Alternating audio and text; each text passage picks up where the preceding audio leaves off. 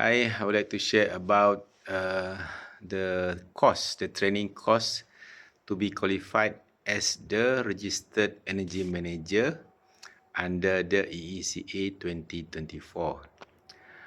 I received some feedback from some participants who attended the training to become the REM Type 1. They said that the training, the coverage of the training is not sufficient.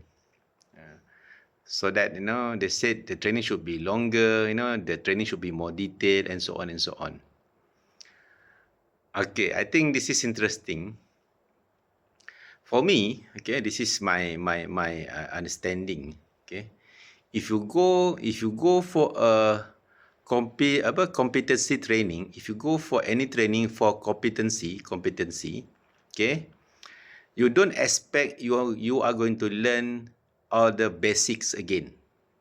Okay, because training for competency, you are expected to have some degree of knowledge, skills, okay, and also some kind of know-how on that particular competency. You don't expect you go for this kind of training to learn all the basics. For example, if you go to REM training, you want to learn. You just wanted to start to learn again about the basic of electrical energy, the basic of energy efficiency, the basic of chiller, pump, everything is the basic. Don't expect that. Okay, if you expect that, okay, the training cannot be 5 days. If you expect that, okay, the training can be at least 2 weeks. 2 weeks. Just like Singapore. Singapore 14 days. Training 14 days. Okay. That's why if you go for this kind of training, you are expected to have some knowledge already. So the training will qualify you to be competent. This is the REM training course is the training for competency. So you don't expect yourself coming with zero knowledge or you have that knowledge to become energy manager at all. Don't expect that. Okay, because the training for REM training basically is about the overview, the applications, understanding of the law, the fundamental of the application of energy management system.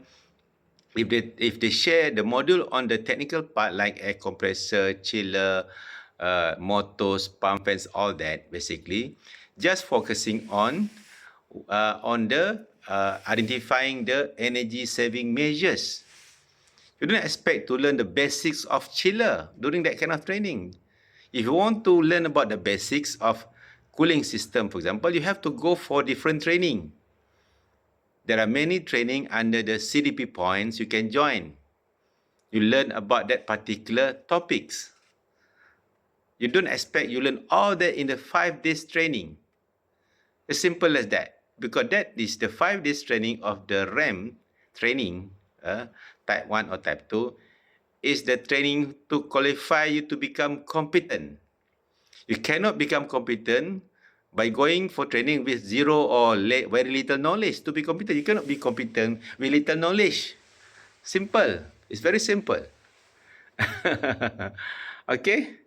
So don't expect you will learn everything, the fundamental, the basics, everything. They may touch a bit fundamental, but the focus more on the application.